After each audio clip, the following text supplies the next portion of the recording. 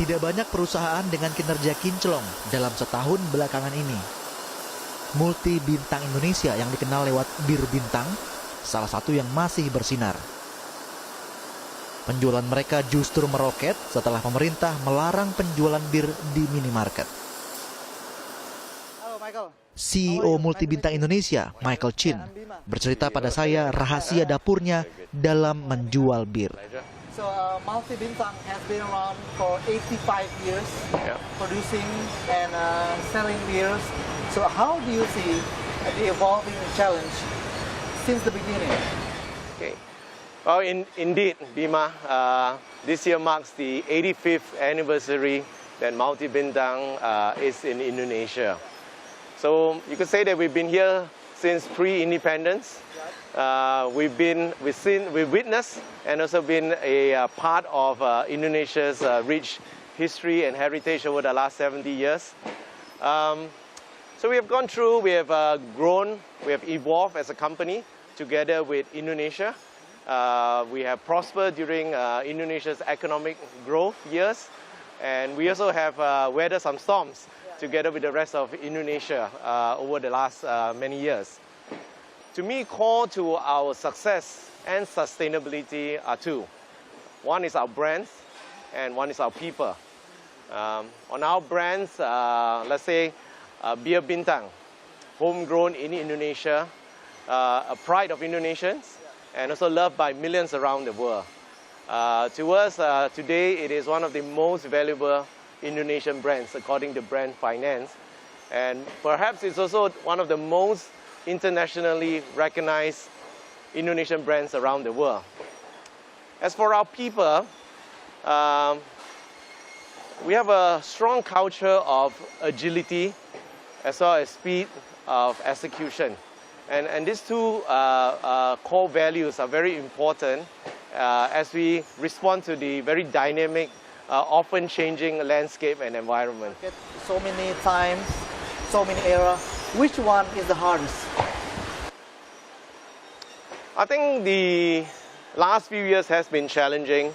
2008 was a challenging year for us. Last year was also a challenging year with us on the mini market bans. I think we say that in a crisis there is both a danger and opportunities. And what we like to do is not only see the dangers, but also seize the opportunities that come along. But selling alcohol beverage in a country that has the biggest Muslim population, how challenging is that? You know, a couple of years ago, we were awarded a couple of awards, and they were labeled Legendary Company and Everlasting Brand. I was asked the same question that you just asked me, and my answer is simple. Respect and responsibility. Respect for the people and communities where we operate in. Respect for the laws and the regulations in the country that we operate in. And in terms of responsibility, we only market to consumers above the age of 21, which is legal drinking age. And we always advocate moderate consumption. So yeah, but how big is the latest ban influence your business? I mean, if you look at our annual report last year, the decline of our sales last year, our top line on our revenues was 10%. It started off a bit more challenging, but in the second half of the year, you could see that consumers are also adapting to this new regulation. They start to find out where are the outlets that they are able to purchase and consume beer, or what we call licensed outlets.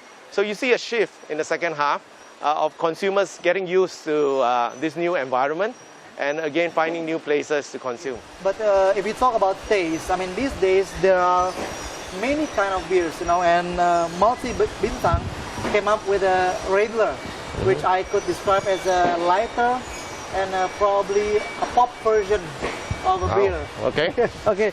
So are there any significant customer?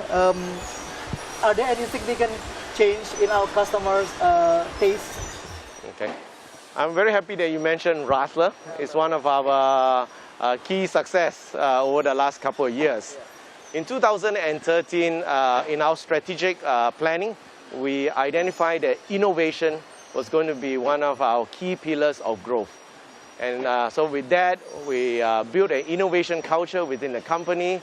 We allowed our employees to come up with ideation. We look around the world for trends of what are consumers drinking around the world. And in 2014, we launched Rattler, lemon, a huge success. And it not only attracted new consumers to our category, but it also created occasions where existing consumers could actually expand their drinking repertoire. Multi-bintang net profit of the first quarter has been inclined rapidly. I mean, you have reached a half of what you made last year. Yep. What is your strategy? Is it only because of the Rattler? No, it's a combination of factors, Bima. As I mentioned earlier, that even the second half of last year, we already saw consumers starting to look for other places that they could purchase and consume beer. And that momentum continued on to quarter one. What we also see, as you will know, as the rest of the Indonesian economy, there was a rebound in the economy. So the macroeconomics were also in our favor. And last but not least, as you rightfully said, is that innovation. You know, we're starting to see some of the fruits of all the hard work we have put in terms of developing new products. Okay, so within the last 10 years, more and more brands are coming to the market. They're bringing more diversity in the flavor. Do you think which one is the biggest competition in flavor, in price range, or in distribution? Okay, I enjoy the fact that there is a lot of competition.